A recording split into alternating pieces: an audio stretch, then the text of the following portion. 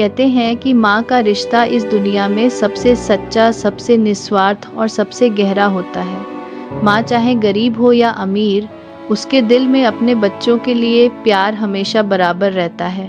लेकिन अक्सर जब बच्चे बड़े होकर अपने अपने संसार में खो जाते हैं तो वह माँ अकेली पड़ जाती है। यही कहानी है एक गरीब माँ और उसकी 3 अमीर बेटियों की, जिन्होंने अपने जीवन में बहुत कुछ पाया पर धीरे धीरे उस माँ को भूल गईं जिसने उन्हें अपनी रोटी तोड़कर खिलाया था।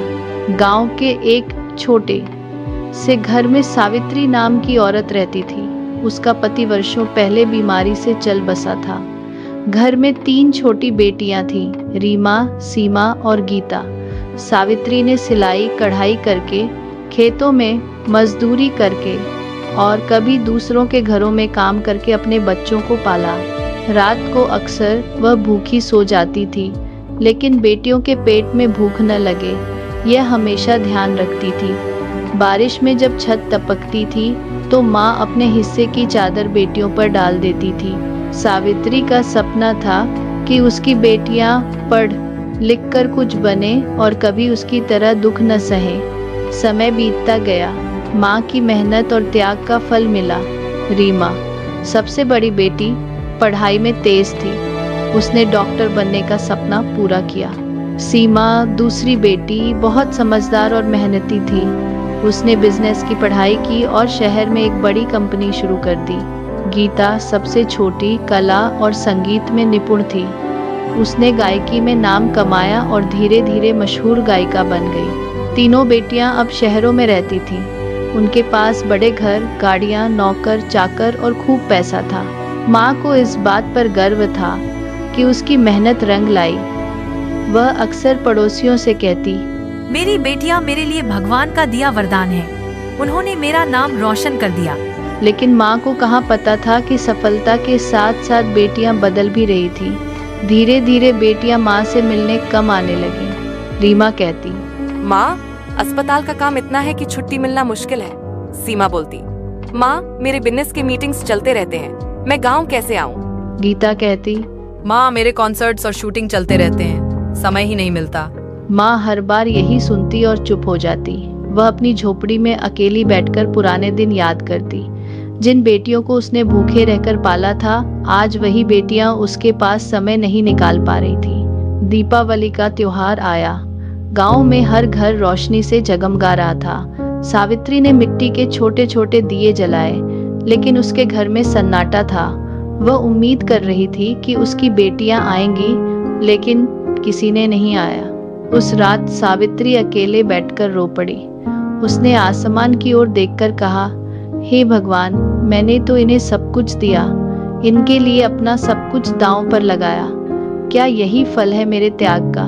समय बीतता गया। मेहनत और अकेलेपन के कारण सावित्री बीमार पड़ गई। अब उसके पास न दवा खरीदने के पैसे थे, न कोई देखने वाला। पड़ोसी मदद करते थे, लेकिन माँ का दिल तो अपनी बेटियों के इंतजार में था। एक दिन पड़ोस की औरत ने रीमा को फोन किया, बेटी, तुम्हारी माँ की तबीयत बहुत खराब है, जरा आकर देख लो। रीमा ने जवाब दिया, आंटी, मैं ऑपरेशन थिएटर में हूँ, अभी नहीं आ सकती। फिर सीमा और गीता को भी खबर दी गई, लेकिन दोनों ने काम का बहाना बना दिया। हे भगवान, मैंने तो इन्हें सब कुछ दिया, इनके लिए अपना सब कुछ दांव पर लगाया। क्या यही फल है मेरे त्याग का? एक दिन सावित्री की हालत अचानक और बिगड़ गई। गांव वालों ने किसी तरह उसे अस्पताल पहुंचाया। डॉक्टर ने कहा, अगर समय पर दवा और देखभाल न हुई तो हालत और खराब हो जाएगी। पड़ोसियों ने मिलकर बेटियों को संदेश भेजा। इस बार तीनों बेटियां एक साथ अस्पताल पहुंची। जब उन्होंने मां को बिस्तर पर देखा तो उनके दिल कांप उठे। मां बेहद कमजोर, दुबली और पीली पड़ चुकी थी। उसकी आंखों में आंसू थे, लेकिन फिर भी मुस्कान थी। माँ ने धीमी आवाज में कहा, तुम सब आ गई, मुझे अब कोई दुख नहीं है। तीनों बेटियां रो पड़ी। रीमा ने कहा, माँ, मैं इतनी बड़ी डॉक्टर बनी, लेकिन आपकी सेहत का ख्याल न रख सकी। सीमा ने कहा, मैंने करोड़ों का बिजनेस खड़ा किया, लेकिन आपके लिए समय नहीं निकाल पाई। गीता ने कहा, मैंने हजारों गाने गाए, लाखों लोग ताली बजाते हैं, लेकिन आपकी आवाज सुनने नहीं आ सकी। माँ ने उनका हाथ पकड़कर कहा, बेटियों, माँ को पैसा, शोहरत या तोहफे नहीं चाहिए। माँ को बस तुम्हारा साथ चाहिए था। तुम आती, 2 पल बैठती, बस वही मेरे लिए अमृत होता। माँ धीरे धीरे ठीक हुई, लेकिन उस घटना ने तीनों बेटियों को बदल दिया।